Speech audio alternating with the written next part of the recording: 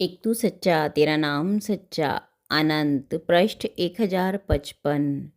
सतपुरुष बाबा फुलसंदे वाले कहते हैं, हे परमेश्वर, मैं बार बार समाप्त होता हूँ, लेकिन रास्तों का समापन नहीं होता। जब सोचता हूँ कि इस राह का अंत हो गया है, वास्तव में वो मेरा अंत होता है।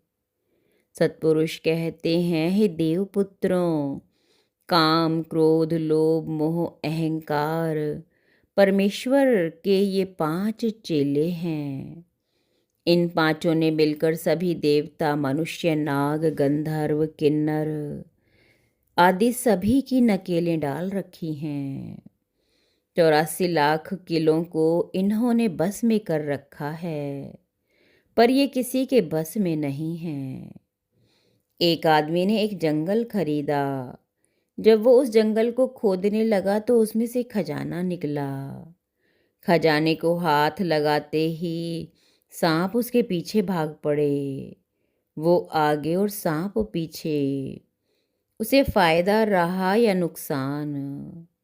ये संसार एक जंगल है जिसमें ये जीवात्मा मोह माया में आकर्षित होती है।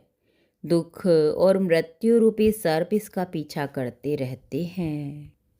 एक राजा ने एक सुंदर ताज बनवाया।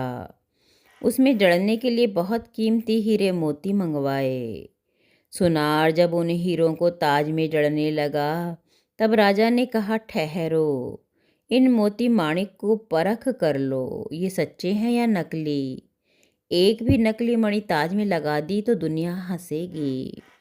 इसी प्रकार परमेश्वर की राह में आने वाली आत्मा को परमेश्वर काल रूपी जौहरी से परखवाता है कि ये आत्माएं सच्ची हैं या झूठी। कभी मैं इन्हें पवित्र और सच्ची आत्माओं का खिताब दे दूं और ये नकली निकल जावें। एक आदमी किसी की तलाश में निकला और वह एक बियाबान में रास्ता भूल गया। आत्मा में वह एक बहुत अच्छा आदमी था। उसे कई दिन, कई महीने, कई साल, कई जन्म उस वन में भटकते भटकते बीत गए।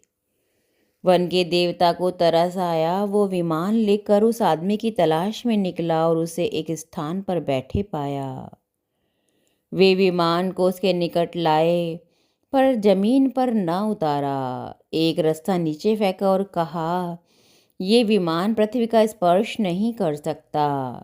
तुम इस रस्सी को पकड़कर ऊपर को चढ़ आओ। मैं इस वन का देवता हूँ। मैं तुम्हें भटकाव से मुक्त कर दूंगा। क्या सोच रहे हो? रस्सा जल्दी पकड़ो, मुझे अपने धाम वापस जाना है। लेकिन वो आदमी सोचता ही रहा कि क्या करूं, क्या ना करूं।